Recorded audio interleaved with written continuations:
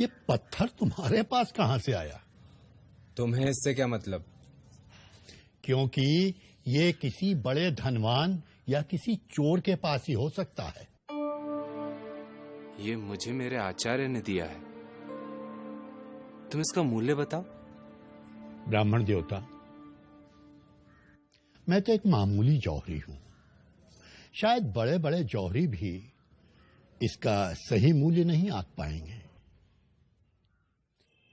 जितना मैंने अपने बाप दादाओं से सीखा है, उसके आधार पर कह सकता हूं कि यह एक दुर्लभ रत्न है।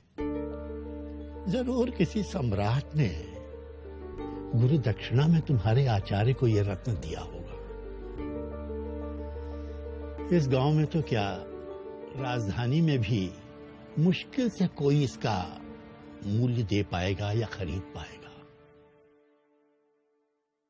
जौहरी इसे बहुमूल्य बता रहा था, और दूसरों के लिए ये पत्थर। आपने ये जानते हुए कि ये मूल्यवान है, मुझे इसे दूसरों के पास बेचने के लिए क्यों भेजा आचार्य? ताकि तुम ओम का मूल्य जान सको। जैसे इस पत्थर का मूल्य हर कोई नहीं जान सका, यानी इसका मूल्य गुप्त है, हर कोई उसे नहीं आंक सकता। केवल पारखी आंखें ही पहचान सकी कि यह पत्थर नहीं, रत्न है। उसी तरह ओम भी एक रत्न है जिसका मूल्य गुप्त है। जो नित्य ओम जप रहे होते हैं, वे भी इसका मूल्य, इसका रहस्य नहीं जान पाते। जो नित्य ओम जप रहे होते हैं, वे भी उसका मूल्य, उसका रहस्य नहीं जानते। यह कैसे संभव है सूत्रधार? है ना मजेदार बात? शायद इसीलिए ओम का महत्व समझाने के लिए पुराणकारों ने एक अद्भुत कथा की रचना की। भारतीय पौराणिक परंपराओं के जाने पहचाने पात्र और कथा ओम के अर्थ की। प्रजापति, प्रजापति, प्रणाम प्रजापति। मुझे आपसे एक प्रश्न पूछना है। पहले सांस तो ले लो। पूछो, क्या पूछना है? सभी कहते हैं कि प्रजापति के पास सारे प्रश्नों का उत्तर है। क्या आपके पास है? तुम्हारा प्रश्न क्या है? ओम का अर्थ क्या है? यह कैसा प्रश्न है? क्या आपको ओम का तात्पर्य पता है? नहीं ना? तो मैं पार्वती पुत्र आपको अपना बंदी बनाता हूं। चलिए मेरे बंदी बनिए। रचनाकार ने स्वयं को अपनी रचना के हवाले कर दिया, पर इससे देवों में हड़कंप मच गया। सृष्टि में रचना थम गई। क्षण भर में फूलों ने खिलना बंद कर दिया, पेड़ों ने फल देना बंद कर दिया। परेशान देवों ने सृष्टि के संहारक शंकर से गुहार लगाई, और देवताओं की प्रार्थना पर आशुतोष शिव ने कार्तिकेय से पूछा, कार्तिकेय, तुमने प्रजापति को बंदी क्यों बना रखा है? जिनके पास सभी प्रश्नों का उत्तर होना चाहिए, उनके पास मेरे प्रश्न का उत्तर नहीं है। बंदी मैंने नहीं, उन्होंने स्वयं को बनाया है।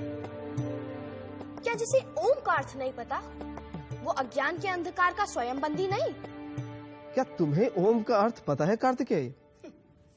क्या आपको ओम का अर्थ पता है पिता? मैं तुमसे जानना चाहूंगा। तो उसके लिए आपको मुझे अपना गुरु स्वीकार करना होगा। ठीक है, मैं तुम्हें अपना गुरु स्वीकार करता हूँ।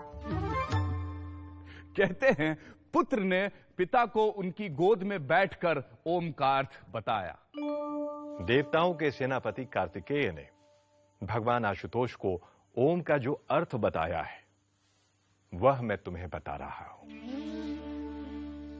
ओम एक अक्षर है, एक शब्द है। यह ध्वनि या नाद भी है। ओम में 3 ध्वनियां हैं जिन्हें मात्रा कहा जाता है। वे हैं अ, उ और म। जब अ और उ मिल जाते हैं तो ओ बनता है, और जब इस ओ से म जुड़ जाता है तब ओम बनता है। किसी भी व्यक्ति की, चाहे उसकी मातृभाषा कोई भी क्यों ना हो, जब वह उच्चारण के लिए मुंह खोलता है तो स्वाभाविक अकार की ध्वनि ही निकलती है, और जब वह उच्चारण के अनंतर मुंह बंद करता है तब केवल मकार की ध्वनि सुनाई पड़ती है। और जब वह ओटों को पास लाकर मुंह को आधा खुला और आधा बंद रखता है, तब ऊकार की नैसर्गिक ध्वनि सुनाई पड़ती है। यानी जब मुंह खोलते हैं तो अ, मुंह बंद करते हैं तो म, और दोनों के बीच ऊ की ध्वनि सुनाई देती है। इसलिए सारी भाषाओं की सारी ध्वनियां, चाहे वे स्वर हों या व्यंजन, वे सब ओंकार के अंतर्गत ही आती हैं। इसलिए ओम विशिष्ट वैश्विक ध्वनि है।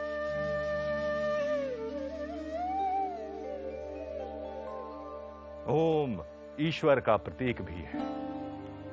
मांडुक्य उपनिषद के अनुसार जागृत अवस्था का समग्र जागृत प्रपंच ओंकार की प्रथम मात्रा अ से अभिव्यक्त होता है।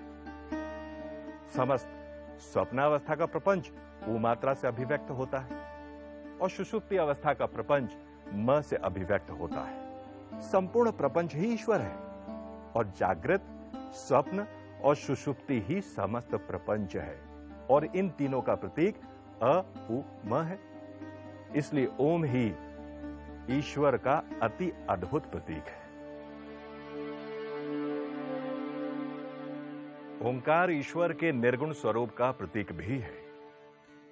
मांडुक्य उपनिषद का घोष है कि जैसे तीनों अवस्थाएं ब्रह्म या आत्मा से ही उत्पन्न होती हैं और उसी में विलीन हो जाती हैं, वैसे ही तीन मात्राओं से बना ओम भी शांति या निशब्दता से उत्पन्न होता है और उसी में विलीन हो जाता है। इसलिए दो ओंकार के उच्चारणों के अंतराल के बीच की निशब्दता, जिसे अमात्रा कहते हैं, निर्गुण ब्रह्म का ही प्रतीक है। ओंकार के उच्चारण के समय अ मात्रा उ मात्रा में, उ मात्रा म मात्रा में विलीन और म मात्रा निशब्दता में विलीन हो जाती है। उसी प्रकार उपासना के समय इसी ओम के उच्चारण को आधार ले साधक स्थूल जागृत प्रपंच को सूक्ष्म या मानसिक प्रपंच में और सूक्ष्म प्रपंच को कारण प्रपंच में विलीन करता है। आगे उसका भी अतिक्रमण कर वह केवल शांत निर्गुण शांतम शिवम अद्वैतम आत्मा में ही स्थिर हो जाता है। यही ओंकार उपासना की चरम सीमा है। यानी ओम वह सब अभिव्यक्त करता है जो कुछ अस्तित्व में है और जो समूचे अस्तित्व का मूल है, और जो सबसे परे है वह भी। ओम को प्रणव भी कहते हैं, यानी वह जिसके द्वारा ईश्वर की स्तुति की जाती है। सूत्रधार ओम का दार्शनिक अर्थ तो मैं समझ गई, पर बहुत से मंत्रों और प्रार्थनाओं में प्रारंभ में ओम क्यों कहा जाता है? जैसे ओम नमः शिवाय, ओम नमो नारायणाय, ओम नमो भगवते वासुदेवाय इत्यादि। नटी, ऐसा कहा जाता है कि ईश्वर ने संसार की रचना ओम और अथ का उच्चारण करने के पश्चात आरंभ की थी।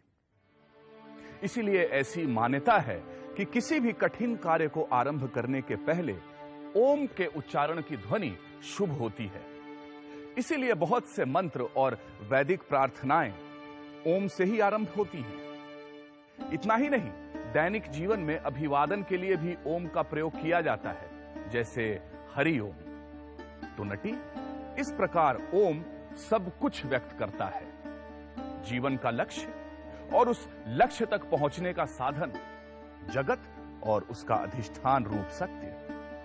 तो फिर प्रजापति का क्या हुआ सूत्रधार? उन्हें तो छूटना ही था नटी, पर उनके बंदी होने के कारण देवताओं और मनुष्यों ने ओम का गूढ़ार्थ जाना।